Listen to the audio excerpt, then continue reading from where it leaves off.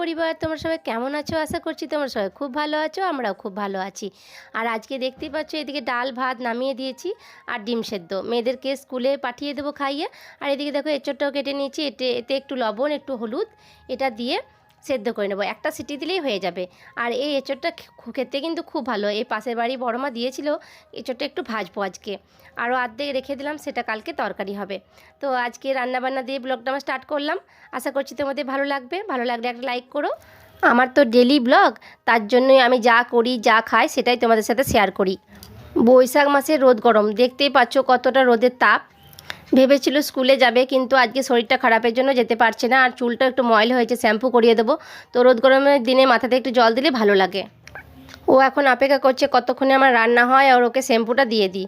তো রান্না বসিয়ে দিয়েছি, এদিকে কুকার কড়াইও চাপিয়ে দিয়েছি তরকারি সবজিটা। তো ওকে একটু শ্যাম্পুটা ভাবছি করিয়ে দেবো, আর ঘরের ভেতরে ঢুকে যাবে, তাহলে এই রোদ্দুরের মধ্যে শরীরটা আর খারাপ করবে না। তো বসে আছে আমার কাছে। এই গরমে ভেবেই পাচ্ছি না কী আর রান্না করব। তো এদিকে বাড়িতে সয়াবিন ছিল, সয়াবিনটা একটু ভিজিয়ে দিয়েছি লবণ হলুদ জল দিয়ে। আর এদিকে কুমড়ো ছিল, একটু আলু দিয়ে সবজিটা কষিয়ে নিচ্ছি, আর সয়াবিনটাও এর মধ্যে দিয়ে দিচ্ছি। এটা দেওয়া হবে আজকে আমাদের দিনেকার তরকারি আর কি, ভাতের। তো এই তরকারিটা খেতে খুব ভালো লাগবে আশা করছি, আর টান টান করবো। আর ঢিলা ঢিলা তরকারি খেতে না ভালো লাগছে না। একটু লবণ হলুদ দিয়ে ভালো করে কষিয়ে নিচ্ছি, তারপর একটু মশলা হালকা মশলা দিয়ে, মানে আদাটা একটু গ্রেট করে দেবো এর মধ্যে, আর একটু লবণ হলুদ তো থাকবেই বুঝতেই পারছো। আর সামান্য জিরের গুঁড়ো দিয়েছিলাম, আর একটু জল দিয়ে বেশি পরিমাণে জল দিলাম যাতে কুমড়ো আলু একটু সেদ্ধ হয়ে যায়। আর এটা একটু গামাখা গামাখা করব, ঝোলটা একটু মরে আসবে তখন নামিয়ে নেব। তো এটা ঢাকা দিয়ে এখন কিছুক্ষণ ফুটবে। আর তো চলো ঢাকা দিয়ে এটা ফুটুক, ততক্ষণে আমি মেয়েকে একটু শ্যাম্পুটা করিয়ে আসবো। একটা বছর পর আবার বেলি ফুল ফুটেছে, আর এত গাছ ভরে কুড়ি এসেছে, দারুণ লাগছে। আর এতটাই সুগন্ধ এই ফুলটার, সকালবেলাতে বরটা তুলে নিয়ে এসেছিলো, আর পুরো জায়গাটা মোমো করছে।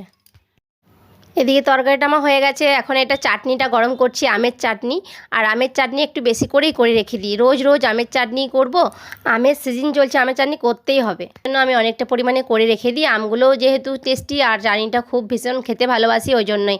আর এদিকে দেখো চাটনিটা আমি নামিয়ে রেখে দিলাম গরম করে। আর এদিকে কী কী রান্না করেছি তোমাদেরকে একবার দেখিয়ে দিই চলো। এই যে তরকারিটা করেছি, দেখছো দেখছো কেমন দেখতে হয়েছে, খেতেও কিন্তু খুব ভালো হয়েছিল। এই ডালটা এদিকে আছে, মেয়েকে তো খাইয়েছিলাম, মনে হয় স্কুল গেছে।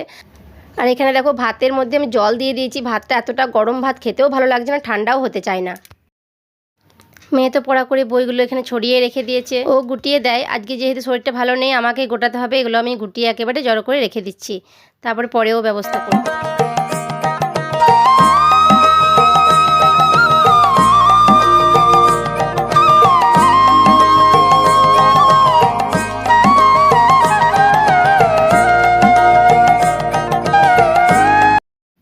দেখো দুপুরটা পেরিয়ে বিকাল হয়ে গেছে, আর এই দেখো এই হনুমানটা এখন এসেছে।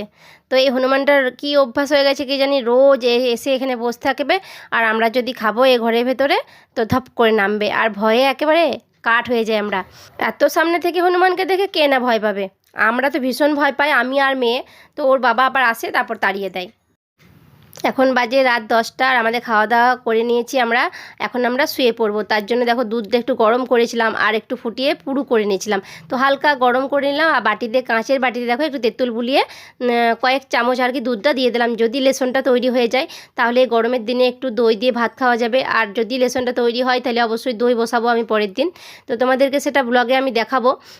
দেখো লেসনটা আমি ঢাকা দিয়ে রেখে দিলাম, জানি না হবে কি না। তো চলো ভিডিওটা আজকের মতন এখানে শেষ করছি, দেখা হবে পরের ব্লগে, বাই।